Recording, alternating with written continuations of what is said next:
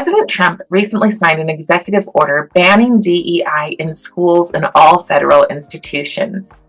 As expected, many people are up in arms, claiming that this will send us backwards and erase progress.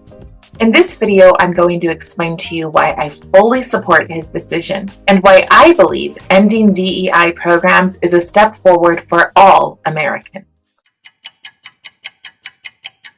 DEI stands for diversity, equity, and inclusion, but in reality, it often plays out as division, exclusion, and ideology. Those who push DEI use well-intentioned empathy to demand cult-like obedience, justifying the intolerance of anyone who refuses to be defined or define others by race, gender, or identity. My generation was taught to judge people by the content of their character, not the color of their skin. But DEI teaches the opposite. It forces people into identity boxes and demands loyalty to an ideology that treats race and gender as the most important thing about us. Let's be honest.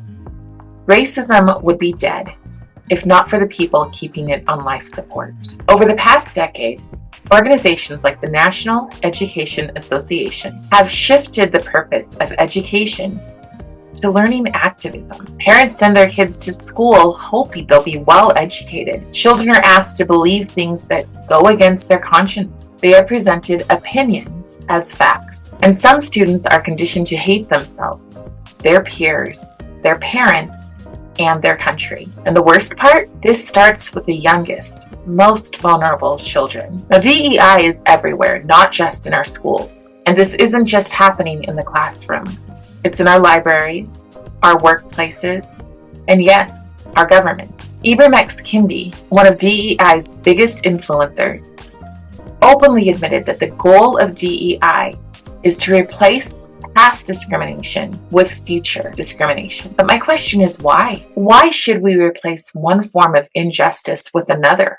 Why should we reject capable people based on their gender or race? Why should we divide people by oppressed or oppressor rather than seeing them as individuals? Some people believe that because they're educated, they see something the rest of us don't. But some truths are so simple that no amount of lies can cover them up. What makes America exceptional? America's greatness doesn't come from dividing people. It comes from the values that unite us. DEI doesn't create equality. It keeps people stuck. It robs all people of hope, feeds on resentment, and thrives on fear. The path forward? Real unity, not forced division. But there's good news. We don't need DEI to be kind to one another. We don't need experts teaching us how to treat each other with respect. We instinctively know how to do that. DEI encourages division, excludes those who won't comply,